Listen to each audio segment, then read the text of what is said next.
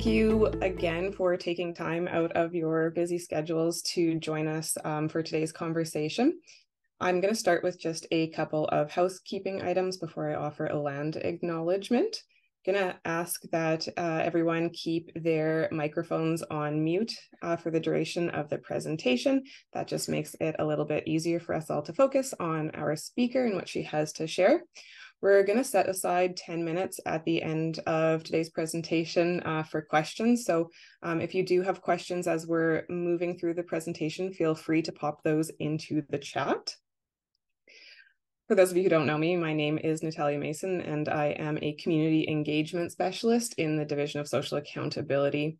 I'm joining you today from the College of Medicine's main campus in Saskatoon, which is on Treaty 6 territory and the homeland of the Métis Nation. Saskatchewan's been home to the Cree, the Saulteaux, the Stoney, Dakota, Lakota, Nakota, and Dene peoples. Like most of you, my life has been enriched and sustained by the care and stewardship of these lands by Indigenous peoples.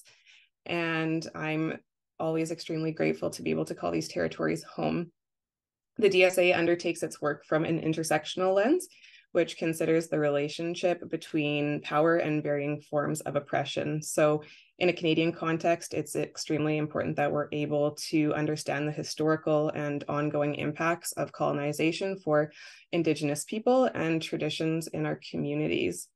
Next Saturday also marks the National Day for Truth and Reconciliation. And so it's really critical that in September and throughout the rest of the year, all of us are considering our role in advancing reconciliation.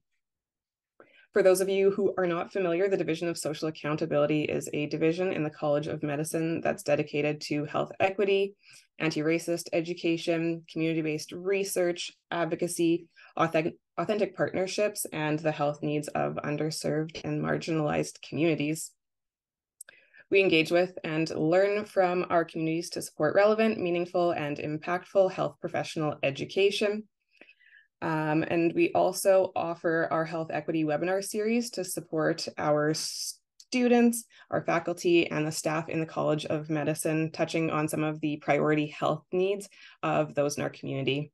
These webinars are always open invite, so we encourage you to spread the word to friends and colleagues and to join us. And I'll make sure that I pop a link in the chat to follow our newsletter as well, so you can stay up to date on all those events. This month, I'm extremely honored to be welcoming Dr. Raven Sinclair.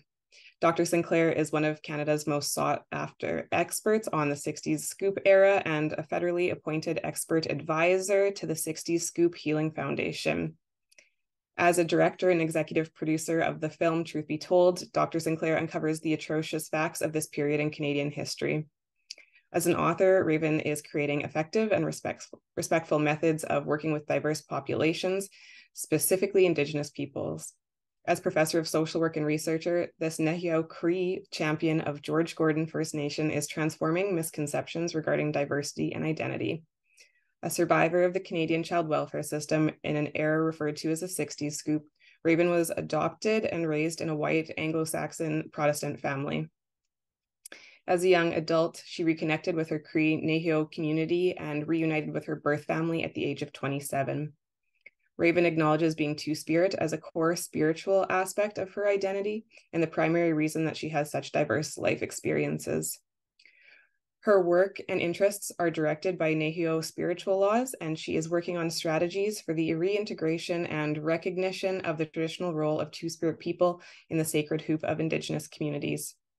Her areas of expertise and interest include Indigenous social work, Indigenous health research and ethics, Indigenous child welfare and youth issues, Indigenous transracial adoption and cultural identity, interpersonal communications, lateral violence intervention, trauma and recovery, and group process and facilitation. She's passionate about Indigenous issues as well as intergenerational healing modalities. I hope that you'll all join me in welcoming Dr. Sinclair. Thank you, Natalia, and thanks everyone. I'm so excited to be here. I know I don't have much time, so I must make haste. Just a couple of points about the introduction. So I was an expert advisor to the Healing Foundation. That ended in 2019, I think.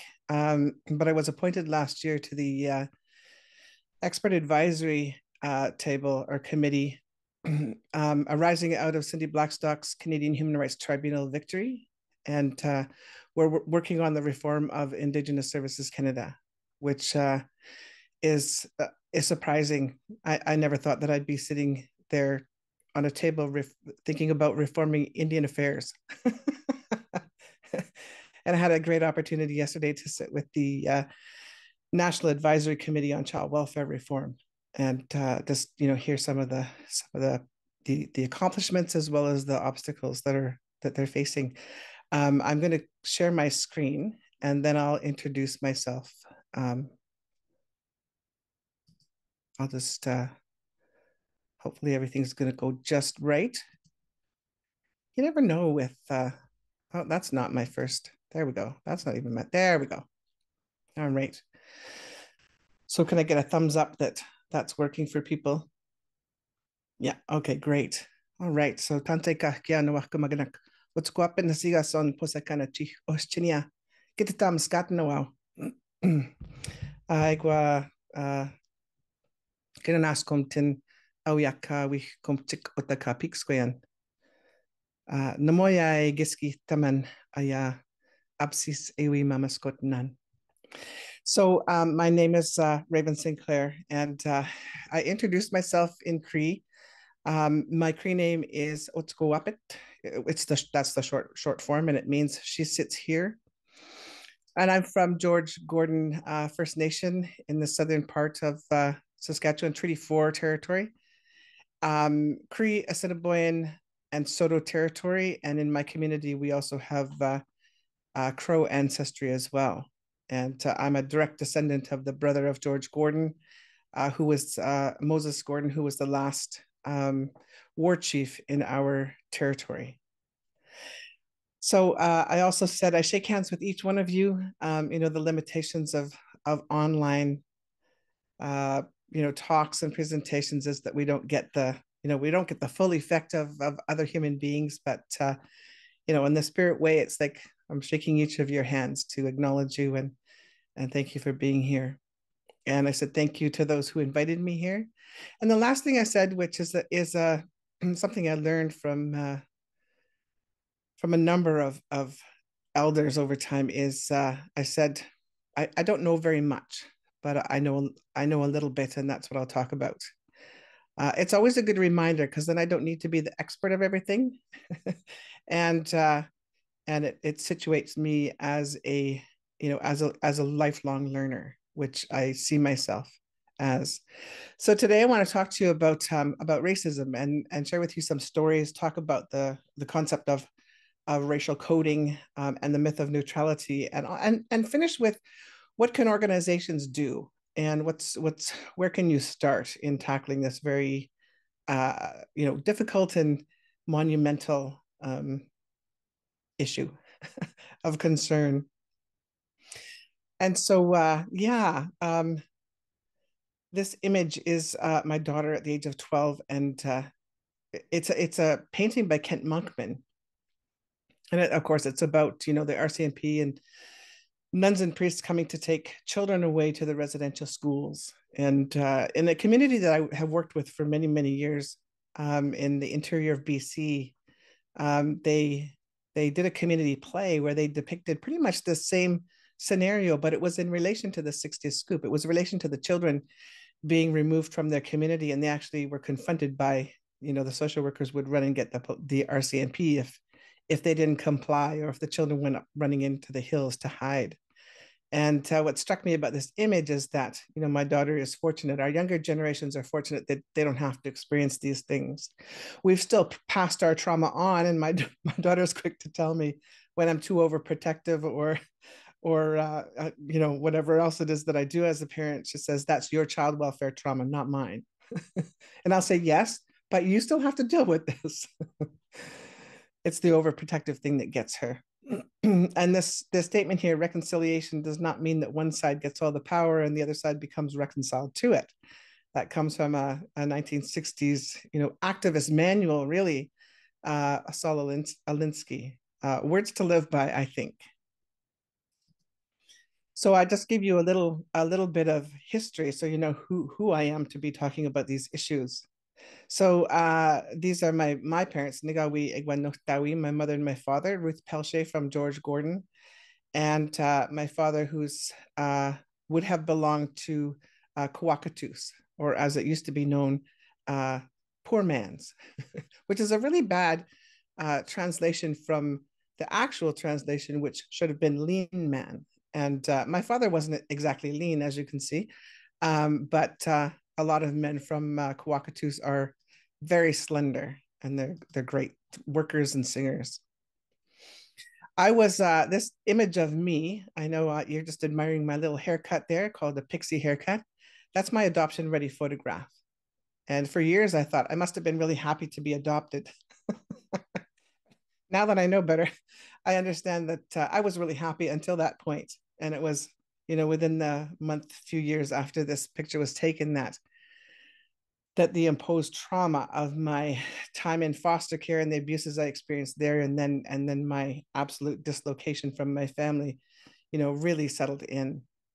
So this is the territory, of my ancestors, and I love my band. I'm very proud of the work that we're doing. Yeah, you're gonna hear good things from our First Nations in the future. And so I was adopted into a white Anglo-Saxon Protestant family. And in 1966, on my birthday, which is September 30th, and I'm, happy that the whole country celebrates Truth and Reconciliation Day on the 30th. And I share my birthday with Cindy Blackstock. Within about 8 months after being placed in this family on September 30th of 1966, we moved to West Germany. And so this is a picture of us shortly after we arrived in Amsterdam. And that's where I started school. This house is pretty similar to the one that I lived in Ontario. And sometimes I could juxtapose this with like the foster home, even our family home that we lived in on the west side of Saskatoon, which was, the two-story, like maybe 2-bedroom, 3-bedroom wartime houses that are very small. And of course, I come from a family of when I was just at the time I was adopted, I had 9 siblings. And yeah, I remember sleeping in a single bed with my siblings sideways, so lots of us could fit in there. And it was a very different experience once I was adopted. And in fact, I was re-socialized, and I had to learn an entirely different way of being in the world, but also viewing the world, and understanding all the the rules and the procedures for just being a white Anglo-Saxon Protestant child. And I did think that I was. The thing about children is that children are really simple in a way, complex but simple, because children want love, nurturing, attention, care, and they want to play and have candy. That's pretty much what kids want. Adults, we tend to apply all kinds of theories and ideas to children that probably aren't true. So as kids, when we're placed into these foreign situations over which we have no control, we will adapt and we'll do our best to fit in so that we can receive those things that we need. So I became basically a white Anglo-Saxon Protestant child.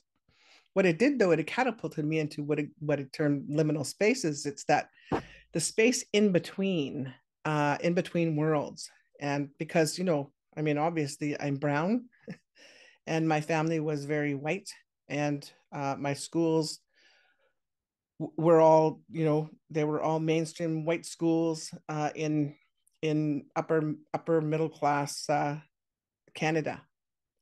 And the first time I saw another Indigenous student in a class was in grade 11 in one of my classes. And I remember just staring at her because she seemed like such an oddity. Amazing how we can be, really trained. And so my experience was, I was privileged, got to travel just do some really, really great things. I mean, 6 years old, be seeing all the all the monuments and museums in Europe. That was, I still remember them.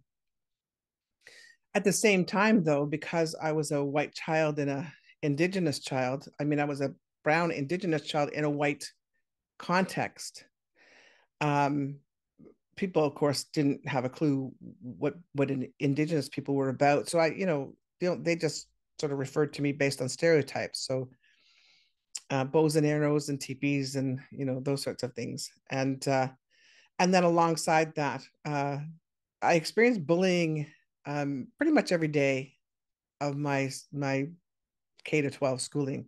Well, for me, K to 11 because I'm a high school dropout. And sometimes that was physical. Usually it was emotional or psychological, just being tormented. And yeah, when I got to be an adult and I got myself into therapy so that I could cope with these things, I thought, well, things will be different now that I'm an adult. But one of the problems for me as a child welfare survivor being raised in a white context was that I didn't learn racial navigation. That comes from Holly Fogg Davis in the States. She's a researcher, and she talks about interracial adoption, that children, we're not, our parents don't have the capacity to teach us what it's like to be a child of color, and that racism will happen, and then how to deal with it in an effective and appropriate way. Instead, what I was taught is the only thing my parents and family knew, which was the Protestant work ethic. So if things go wrong, if things go askew, pull up your socks, work harder, be nicer, just do better. So what it does is it sort of puts the blame or responsibility or onus for the problems right onto you as the child.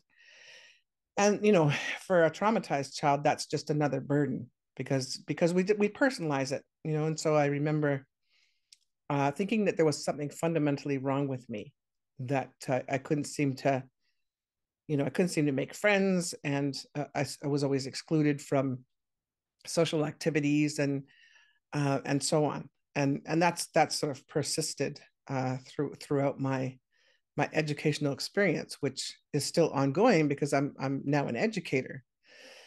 But in my different departments and faculties that I've taught for, I would in my faculty, I'd been there for a decade, and then I noticed that new employees or faculty members would come in, and then I'd hear stories of them, going with the gang for drinks after work on Friday, and stories of them going to, colleagues' cottages and swimming and boating and that sort of thing. And it's like, I've never experienced that. I've never received an invitation. And I've accepted the fact that we live in a very racially stratified society, and but it's kind of hard not to take those things personally. And but that's the reality, and so we really need to I have strategies to deal with that. I'll talk about those a little bit later. One of the things that I noticed as a brown child, though, and this is one of the subtleties, I think, of being brown in a racialized society, is that I have many, many stories of what I term resistance to my success. So, for example, I remember once in grade 7, we in our gym class, the teacher was very excited, and she announced we were having archery lessons that day, and then we were going to have a competition, and the winner was going to win a prize. And so one of the students teased me that I'd have an unfair advantage because I'm Indian, and I kind of laughed. But they must have been right, because I won that competition really easily. And I was really, really happy. I just couldn't miss. I just kept getting that bullseye, right?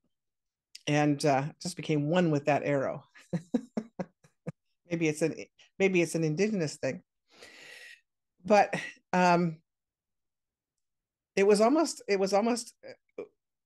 in the moment when I realized I was just about to win this competition. It's like the entire class sort of turned their back and walked away, and there was no mention, like sort of no celebration or acknowledgement that I'd won, no, like nothing from any of the other students or the teacher. And I was kind of puzzled, and the students were sort of milling around, making their way out to the next class and change room and whatnot. And I kind of went up to the teacher and I said, I did win, right? And she said, yes, because she didn't even announce it, even though they'd been very excited about it. And I said, you said there would be a prize? And she goes, oh, right. And she turns and she grabs this coupon and hands it to me. And I took it, and it was I felt deflated. But that's not uncommon. And finally, I think, recently, in 2018, I reached full professor. And I got an email from our faculty administrator, one line, all small case, saying see attached email or see attached letter. And the letter was one brief paragraph from the dean at the time saying, congratulations on your promotion to full professor. We appreciate your contributions, blah, blah, blah, blah, blah. And that was it. About 2 months later, after there'd been no announcement or anything. Usually it's a fairly big thing in departments, and celebrations are had and that sort of thing. People bring a cake and good job. But after not hearing a thing about it, in a faculty meeting, the dean asked if anybody had any news. And I said, yeah, I got promotion to full professor. And then she sort of backtracked. Oh, right. Congratulations, congrats. And then the round of applause. And I naively thought that maybe there would be a little celebration organized, but there wasn't. Just before my retirement, I received in between. So this is 2022. So last year, between March and July, I received 4 research grants totaling over $2 million on different teams. One was my own. I was appointed as an expert advisor to the national table on reform. I was awarded a Queen Elizabeth II Jubilee Medal for service in education. And after the second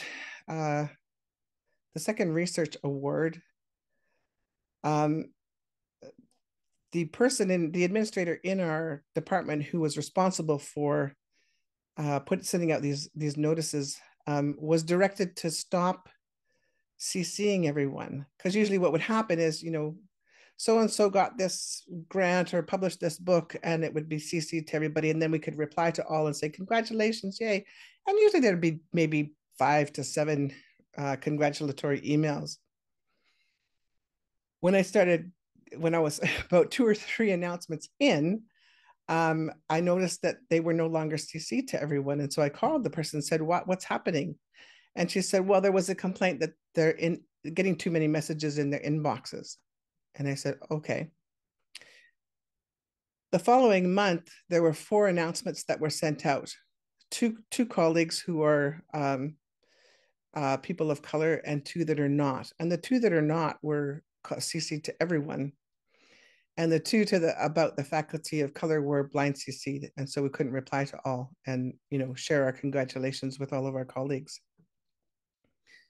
So I called the individual back and said, what's the scoop here? Because, I understood that there would be no more copying to people. And yet here are these 2 notices from white colleagues, and, everybody's congratulations. And then the 2 faculty of color aren't copied.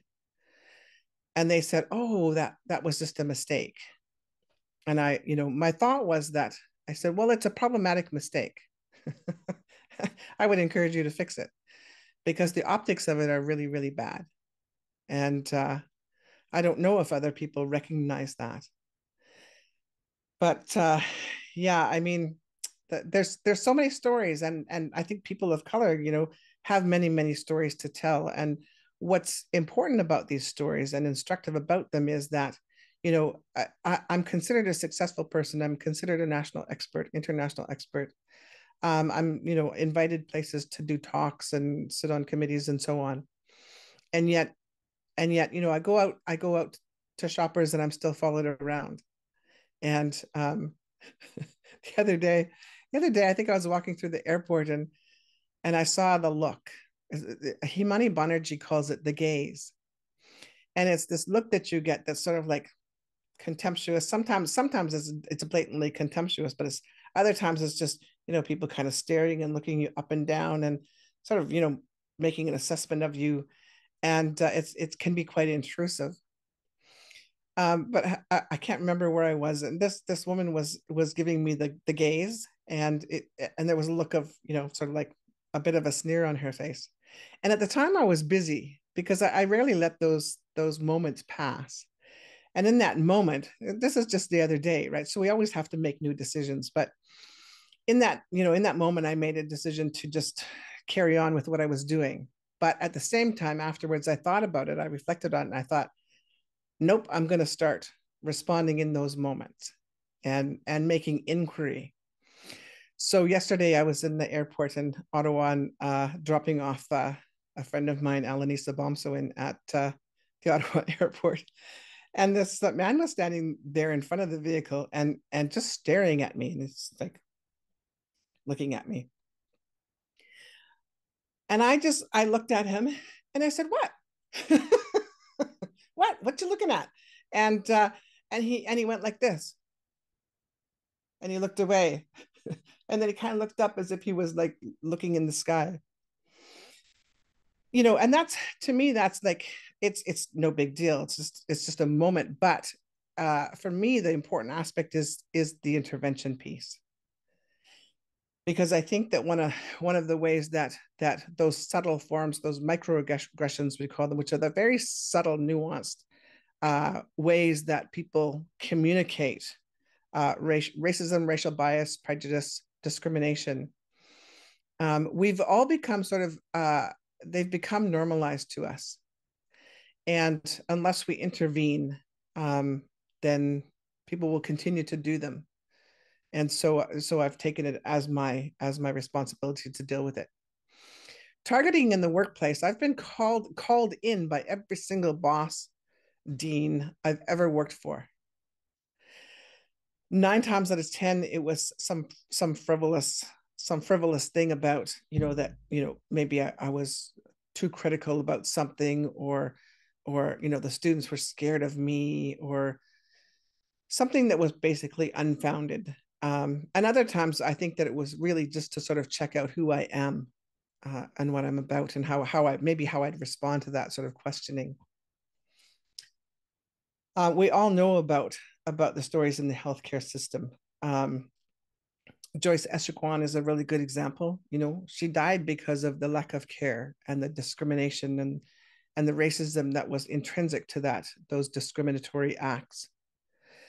Last year, maybe it was a year and a half ago, my sister called me crying. She was at in emergency in Saskatoon, and she had really bad stomach pains, and she'd been sitting in a wheelchair for 8 hours in the hallway, and they weren't giving her anything for the pain.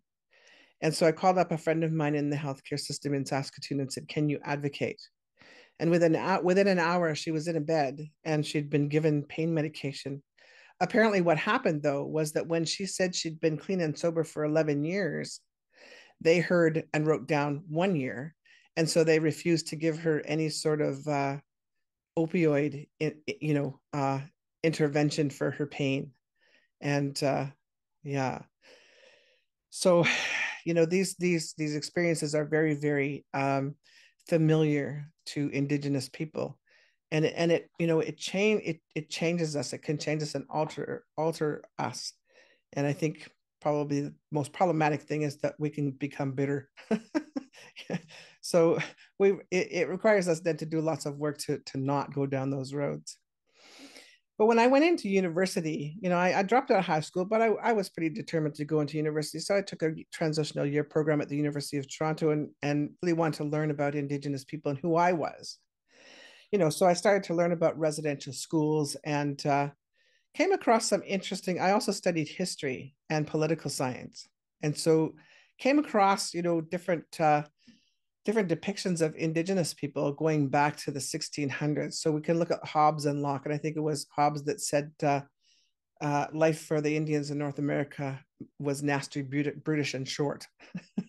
And Locke, who described Indigenous people as savages running through the wilds of America with no laws, no ethics, no sexual constraints. And I mean, nothing could be further from the truth. But these have really, I think those really set the stage for, sort of ideological racism directed towards Indigenous people. And so this guy on the right here in the chair with his knees crossed, you can see his knee. He said, "We know the size of the world and the total extent. And it's our duty to seize every opportunity of acquiring more territory. Because more territory means more of the Anglo-Saxon race, more of the best, the most human, most honorable race the world possesses." So not only was he an avid imperialist, but he was also an avid racist and xenophobe. And who can tell me who that is? Pop it in the chat. Can I see the chat? Oh, yes, maybe I can. There we go. I'll give you a hint. He made a fortune in mining diamonds in a country in Africa. Okay, I'll give you another hint. He went into the country. Yes, Cecil Rhodes. He went into Zimbabwe and he changed the name of Zimbabwe to a moniker that was related to him, Rhodesia. They've changed it back now, but he made such incredible wealth, exploiting the populace in Zimbabwe, that his legacy still stands, and his legacy now funds Rhodes scholarships, right? So the best and the brightest in the Commonwealth apply for these and then go and study in England. The man on the left said our objective is to continue until there's not a single Indian in Canada who's not been absorbed into the body politic. And there's no Indian question, no Indian problem. That's the whole object of the residential school bill. Anybody know who this gentleman is? Our first, Duncan Campbell Scott. So Robin, thanks Robin for the Cecil Rhodes response, and Justine for Scott, Duncan Campbell Scott. What's interesting about Scott, he was also like a romantic poet, and romance in the literary sense, not in the kissy huggy sense. So while he's writing these poems, these beautiful romantic poetry about Indians like riding off into the sunset of life, so to speak, he was also imposing really drastic policies of starvation on the prairies. And so our ancestors were coerced through the manipulation of rations and money. And if you really want to delve into that further, read James Daschuk's book, Clearing the Plains. Yeah. So colonialism then is exploitation of a country by a stronger one, and any policies sort of which maintain that control. So racism and xenophobia I see as strategies of colonialism, because if you and it's a war strategy as well, right? Which colonialism can be. If you want to brutalize a people, it's useful, utilitarian to first dehumanize them. And the way that people are dehumanized, the way Locke did it was we were savages running through the woods without, naked through the woods without any laws, without any ethics, morals, anything. And in war, the enemy is always depicted as animalistic. So racism then is intolerance or hatred of another race's races, and that inherent racial differences determine culture and achievement. And this is an important one, and one that I understand in terms of my own, successes, is that I'm not supposed to achieve. Indigenous people there's a limit to what we can achieve, and we shouldn't be too uppity. Discrimination is an act or treatment or consideration or distinction based on their belonging to a group or category. And then prejudice is an unfavorable opinion or feeling in advance, often without knowledge, thought, or reason. It's a preconceived notion or opinion, generally negative, occasionally positive, And it can come along with really unreasonable, hostile feelings, opinions, and attitudes. And it can be quite dangerous. And then white supremacy is these beliefs and ideas that purport natural superiority of lighter skinned or white people. And yeah, the assumptions that go along with that. Yeah, like the right to basically any spaces, any territories, including Indigenous identity. That it's free for the taking if you want it, because just because, right? So racism is utilitarian, so it's useful. It is practiced, so over time it's repeated, it's taught, it's socialized. Children are socialized into it, and it sort of perpetuates that way. And it's also collective complicity, because so this quote comes from Social Contract, Rousseau in 1762, right? Racism can only persist if people accept personal, collective, and systemic agreements. And this is sort of an area of that I'm zeroing in on, is what are the ways in which we make these agreements, and more importantly, how can we do inquiry so that we, for ourselves, we can disrupt, or at least bring to our own awareness what agreements we've bought into. And so that requires courage, that requires moral courage. So I don't have time to do this, but I think about examples of racism, discrimination that you've witnessed, and they could be social, institutional, interpersonal, verbal, non-verbal, attitudinal, and yeah, just think about them, because that's a place to start, in terms of your own anti-racist thinking. The construction of Indigenous people and people of color as other is really significant, and I already mentioned this in terms of dehumanizing.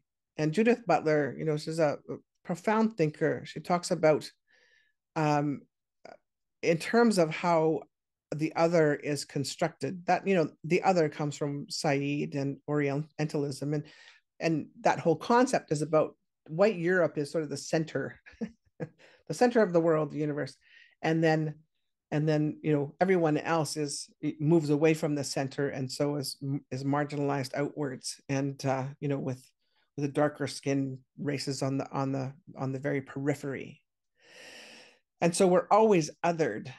And in social work, as an instructor, I was thinking, well, it's so interesting to teach social work, because in Canada in particular, when you work in the field of social work, you're working with Indigenous people. And so here I am as an Indigenous professor teaching students how to work with the other. And in Indigenous classrooms, I'm the other and they're the other. So it's a little bit confusing, a little bit odd. But those constructions are often negative representations, and the media is guilty of this just repeatedly. And in Britain, they make it's like a national pastime. But we see this all the time. So, for example, Caucasian youth rioting after a hockey victory, right? Jumping on cars, setting cars on fire, so on. It's described as an incident and as reckless youth. Whereas Black youth, a Black youth rally, they're described as in animalistic terms, right? So there's real utility in that construction. For Indigenous people, really what it does is, when we have a legitimate concern, those concerns aren't taken seriously.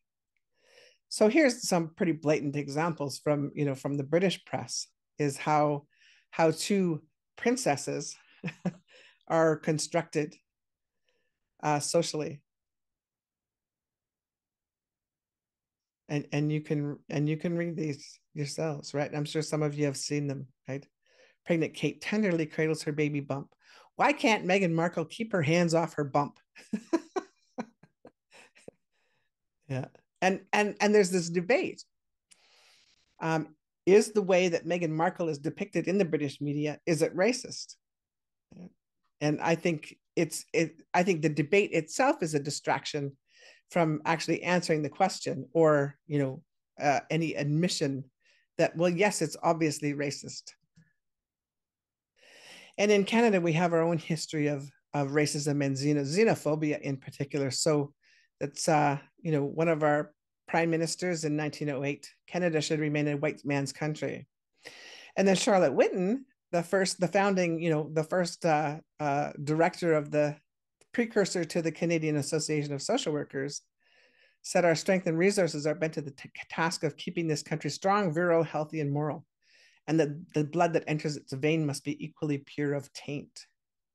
I mean, this is like racism, xenophobia right there in their public utterances. Ironically, Charlotte Whitten was a closet lesbian, right? So that certainly didn't seem to contribute to her, social awareness at all. So there's a couple of theories that have been really helpful for me in terms of understanding racialization in Canada. Settler colonialism. Read Patrick Wolf, absolutely brilliant. And he talks about settler colonialism in relation to Indigenous people, that it's about amalgamation and replacement, so, and our elimination, actually. So it works to marginalize and dominate and eliminate through a variety of techniques, and some of those include genocide and eugenics, and more insidious approaches such as the ways and means by which we're enculturated into dominant settler ways of life. Yeah. And it really helped me to understand the notion then of biopolitics. Biopolitics is the way that the state invests in those biological processes that sustain life. So birth, reproduction, longevity, mortality, health, and the circumstances which cause these to fluctuate. And so it speaks to what bodies and lives are valuable or have worth, and which can actually be disregarded. Indigenous children, Indigenous people in the healthcare system were sites of biopolitical, maneuvering. And so you just have to consider healthcare access and treatment. Joyce Echequan in particular. Think about the forced sterilization of Indigenous children and girls in residential schools, and the ongoing sterilization of Indigenous women just as a matter of general practice. That's really scary. But it helped me to understand some of the contradictions that I've seen in the media. And this is one where, so here we have the prime minister and then the two ministers of Indian Affairs wearing orange shirts saying every child matters. And meanwhile, behind the scenes, they spent over, what did they spend? $170,000 on legal fees to fight a case where this family had they'd made a petition for their daughter to get orthodontics, right? And because her teeth were so maloccluded that she was becoming malnourished because she couldn't chew properly. And so they applied through Jordan's principle, and she was denied. And so the family eventually, took it to court, and the government fought it, and it eventually ended up paying the bill, which was $7,000. So they spent 163 extra dollars of taxpayer money to fight something that they ended up paying anyways. So the dynamics that confront individual people of color are microaggressions, bullying, mobbing, racism in institutions of power. And these can be blatant, but they can also be subtle. And what concerns me most is youth. They don't have the coping skills. And I think that's one of the reasons why we see such a high rate of suicide among Indigenous youth, because right from the start, their encounters are negative. One of my friends started to work in the oil field, and he was really excited, but he quit after 3 days. And I asked him why. And he said his crew, somebody in his crew shit in his boots. And so when he went to put them on, he was upset, and he didn't stay. That's just one example, and that's in the in the construction industry, in the oil industry. So what are the options, right?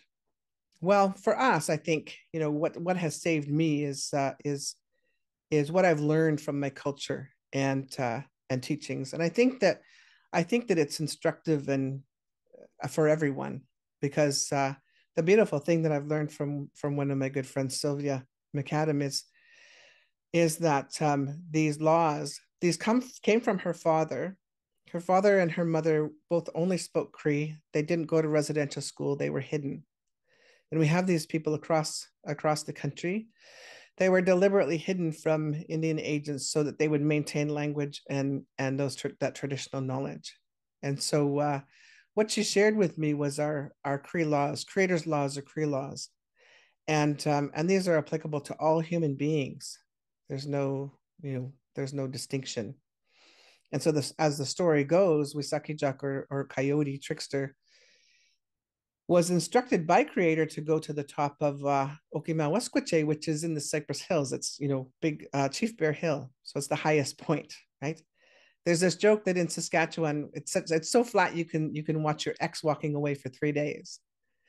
And to that, I've added, if you're at the top of Okimawasquache, you can watch them walking away for 5 days.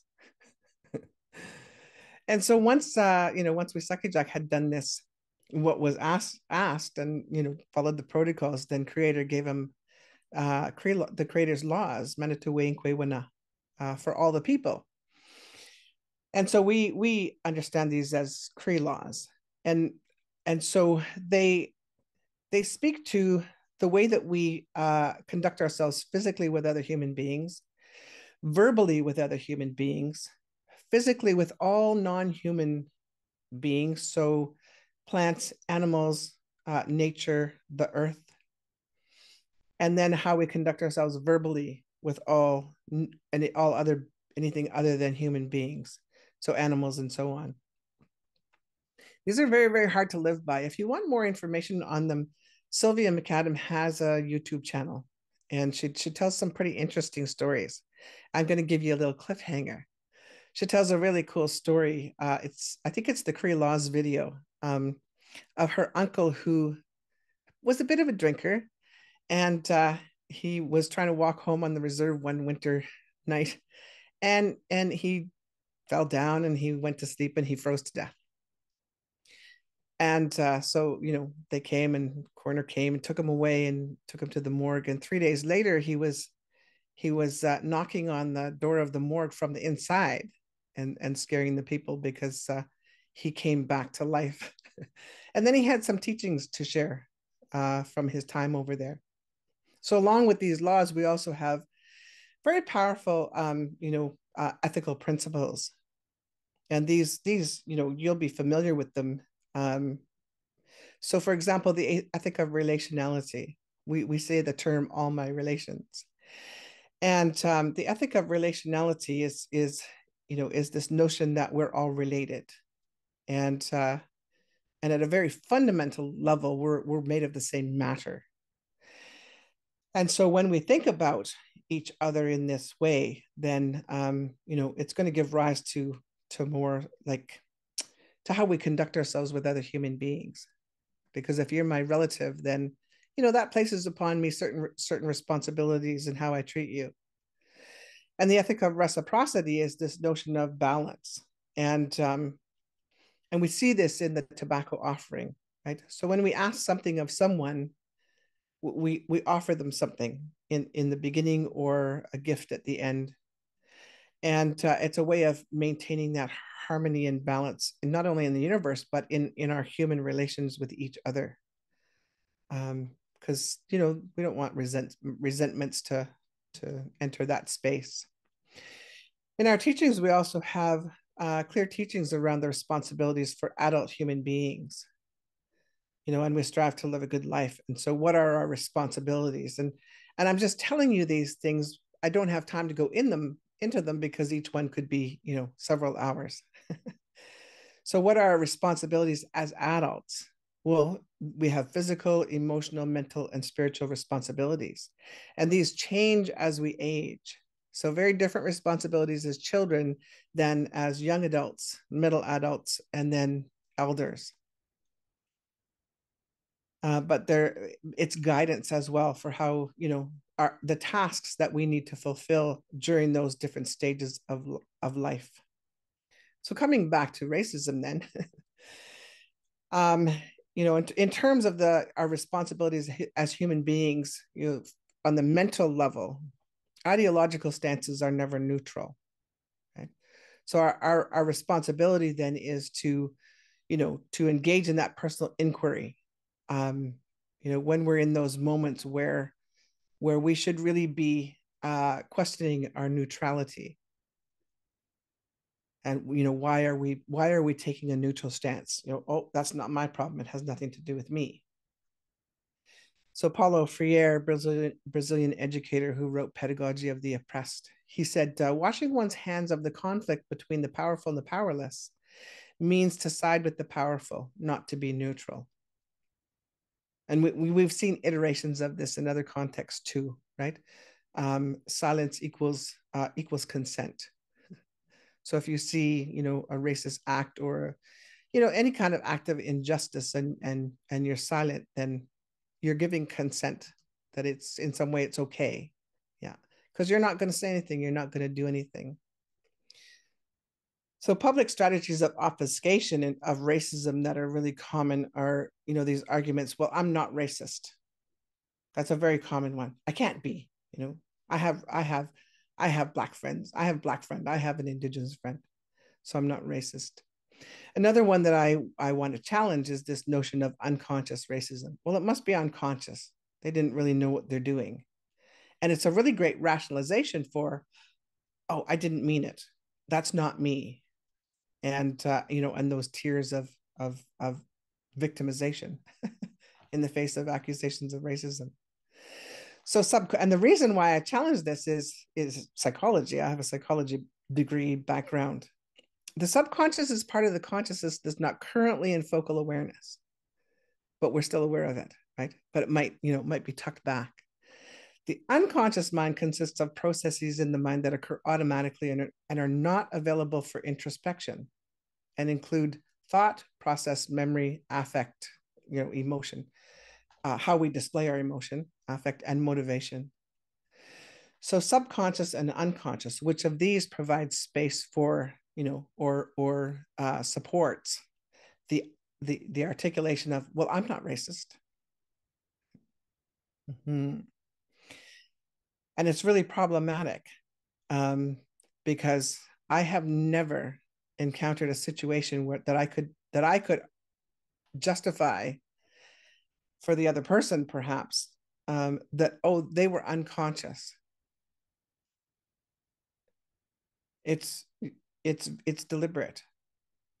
It may be habitual and subconscious, but racism, discrimination, prejudice, bias, these are not unconscious processes, which is good. It's good news, because then it means that we can do something about it. And we may be going, well, I don't have any, friends of color, or, yeah, I've seen lots of stuff. I haven't said anything, but I'm not a bad person, and I'm not saying people are bad. But if things are subconscious, then we can go into personal inquiry. We can do some of that hard work. And accountability is a really great strategy for that. So personal accountability means I'm going to take complete responsibility for what I think, feel, say, and do.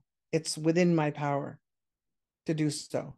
And if I think it isn't, then maybe I need to do some more work and self-inquiry into why I'm sort of handing that off to somebody else. Because we've been given this gift of life, and we've also been given free will. And so, yeah, we can do a lot of things with racism, including nothing, right? It's within our control. So accountability. The implications of this type of accountability stance then is not only do we dispossess ourselves of things like blame and victimization, name calling, interpersonal abuse, but we also issues like racism, bias, and discrimination.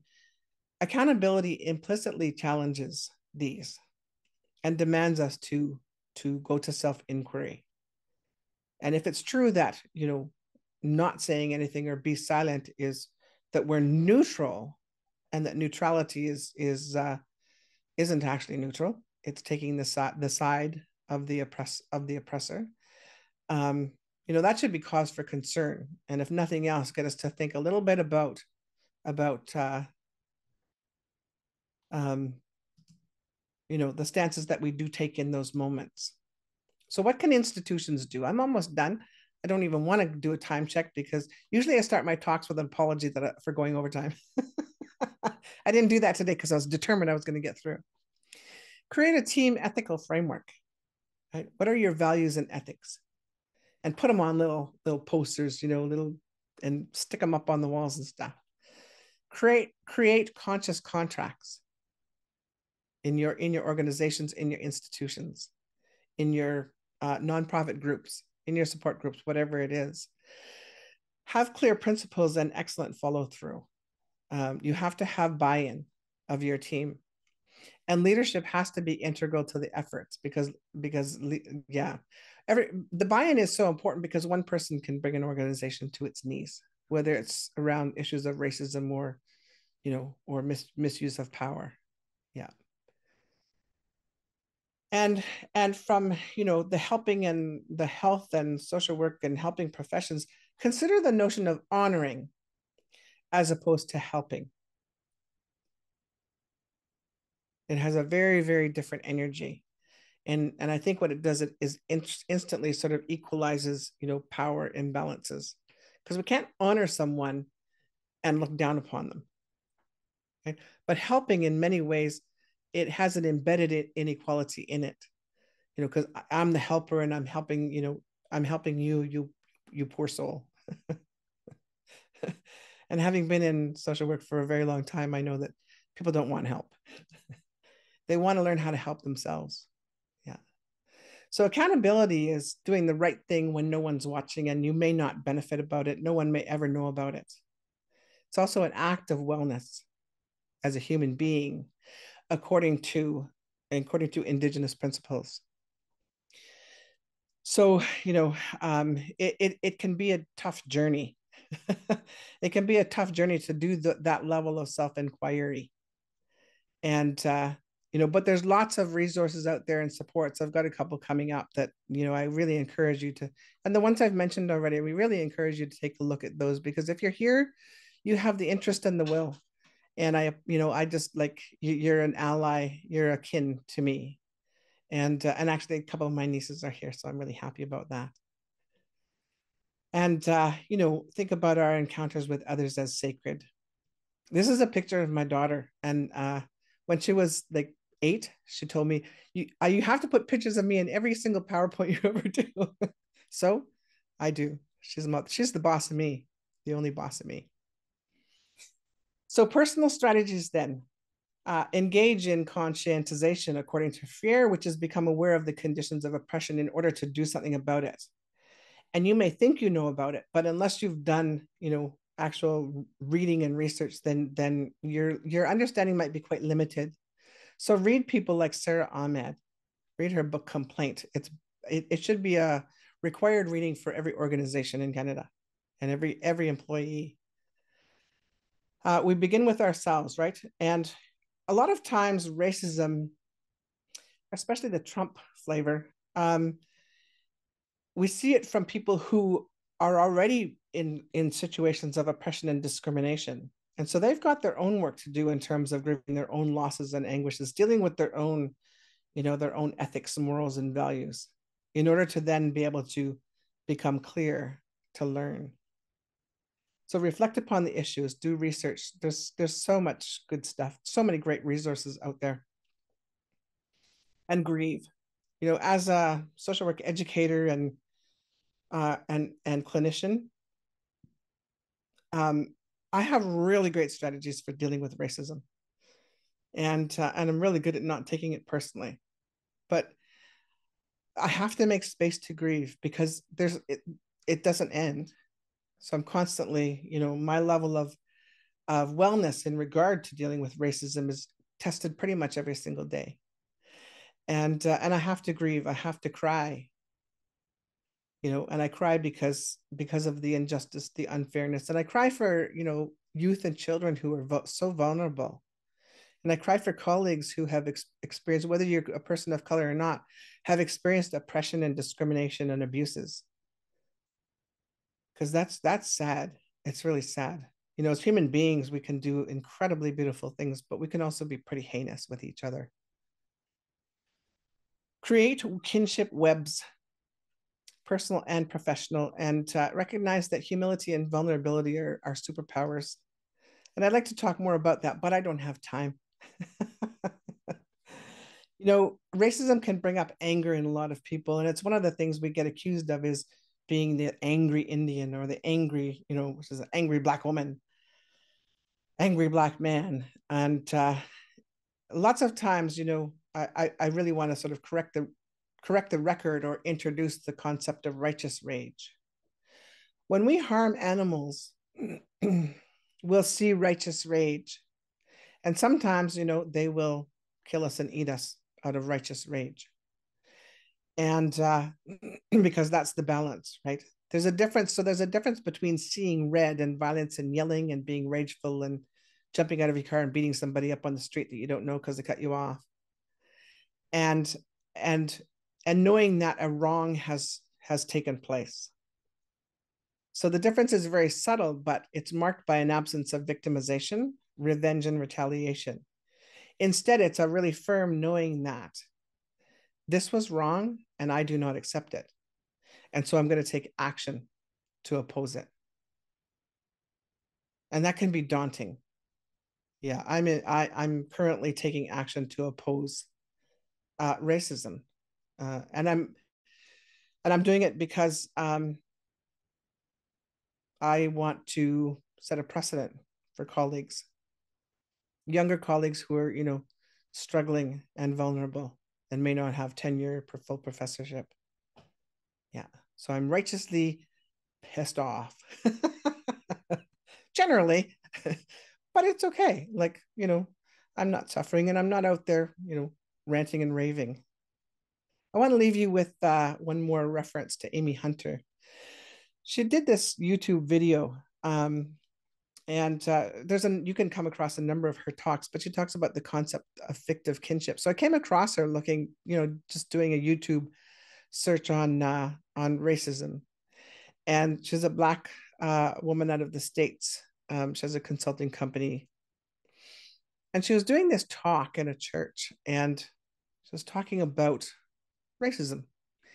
And she said she recounted an incident where this man was yelling right in her face and calling her, the N-word, and just absolutely like red in the face, raging at her, racist rage. And she didn't take it personally because she knows who she is, and she's done tremendous amount of sort of personal work and knows strategies to deal with this. And she considers the notion of kinship. And fictive kinship are the kinship circles that we make, that we create for ourselves when we need to. And because of the amount of work that she's done, she remembers standing there in the moment and looking at this man and seeing him as kin, part of her kinship web of human beings. And the only thought she had was, nothing you can say or do can make me love you any less. And I thought, wow, that's amazing. Because in those moments, think about how you respond, like physiologically, when somebody's yelling in your face. Most of us are triggered. And the amount of work it takes to get to clarity and not be triggered in those moments is pretty profound. But she goes on to say that when we see each other as relatives, as family, as kin, then we extend our kinship and loving care web to include those people. And thus, when someone in our web is suffering, we conduct ourselves as kin. And these are essential skills to teach youth.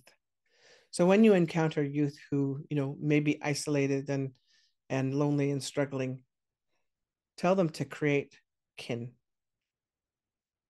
Find those mentors, find those, create kin, the kinship webs. And for my colleagues, I say create kinship webs, personal and professional.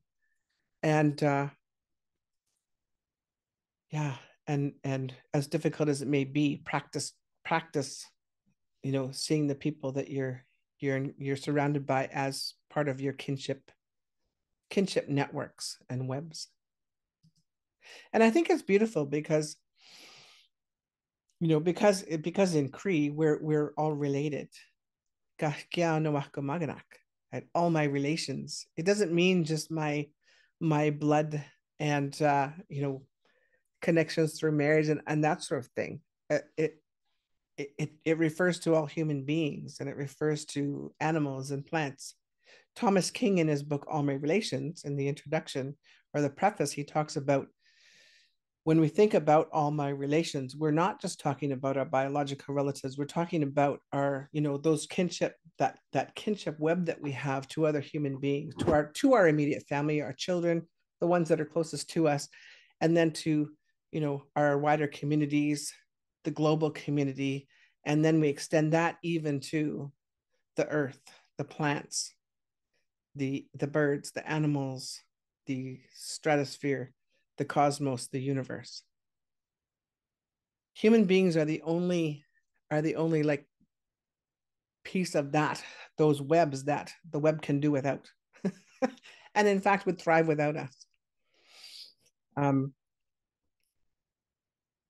Take away most of any of those other pieces and things would fall apart. Think of the bees, right? So thank you for listening. I know I've probably gone over time, and so my apologies, but I thank you for coming and listening. And I know I've only had time to just give you a few ideas to think about and run with. But thank you so much for coming and showing up and engaging in this space. And I wish I was there to shake each and every one of your hands, but I'll do it from afar. And thank you for the work you're doing. I know that some of you in academia, some of you in healthcare system, students, whatever it is you're doing. Thank you for your work and for being here. So yeah, I appreciate you. Thank you. Thank you so much, Dr. Sinclair, for making time to be with us today. It's so appreciated. I certainly I think that the last few weeks, months, years have been very difficult and challenging. So it's always really appreciated to have an opportunity to come together and to share some of those aspirations for the future, I think, that we're all dreaming of. There is a question in the chat and also a comment I wanted to share. One of the comments said, "Thanks for sharing your experience. Done in this personally contextualized way makes it even more impactful." And then Dr. Razi also had a question. Do you have time to answer a question? Is that okay? Sure. I could stay here all day. And I'll just invite anyone who has to leave to leave, and we record the sessions and always post them so people can check back for answers after. But Dr. Razi said, do you think there are similarities in discrimination due to racism and discrimination due to other causes like class or economic distinctions? And is there an opportunity for solidarity across these different types of oppression? Ooh, that's a big one. So yes, there definitely are. I mean, I'm not sure how separable they are. So being raised in a white Anglo-Saxon Protestant context, very privileged, I was taught to be racist, classist, sexist, and I judged people according to their level of wealth and also social standing. Because my parents were my dad was a renowned professor, Rhodes Scholar, and so can they occur without? So the question isn't entirely clear to me. What I think when it comes to oppression, it's I'm not sure that, like, how to sort of qualitatively differentiate. Oppression is oppression, and yeah, I'm really muddled with the question. Yeah. So sorry, That's okay. Dr. Razi. If it's okay, Yeah. Natalia, can I expand on the question? Sure. Yeah, Yeah, of course. please. Okay, sure. So there's um, people are oppressed all over the world for different reasons. Yes. Mm-hmm. Some are visible minorities, some are racially motivated oppressions, and a huge chunk of across the world are these economic classes and distinctions, the haves and the have-nots, and there's oppression related to that. Often one of the favorite techniques of people who are powerful and the lobbies and groups that are powerful is to keep people divided. So they see only their chunk of the territory and prevent them from coming together to fight commonly against oppression, no matter what its origin. So that's what my question was alluding to. Great. When I was an undergrad at First Nations University, it's their 50th anniversary celebration today. But when I started there, I remember I'm noticing that there were non-Indigenous students in the Bachelor of Indigenous Social Work program. And, I just kind of reflected upon it. And then later on realized as I got to know, people in my class, I realized that they were either Jewish or Ukrainian. Was it Ukrainian? Yeah, Ukrainian. And then it was like, aha, it was an aha moment. So what's the commonality? Anybody? Well, extreme discrimination, right? So the Holocaust, and then civil unrest and so on. And so an for Ukrainian people, like ancestral history of extreme oppression. And so yeah, I found that to be interesting because in Canada, we've had sort of successive waves of immigrants. In recent years, there's very different sort of treatment of those groups depending on which side of the color line they're on. So there's an embracing of Ukrainian immigration, because of the Russian war. We don't see the same. We don't see the same sort of open arm welcome to other groups who have fled really harsh conditions. Yeah.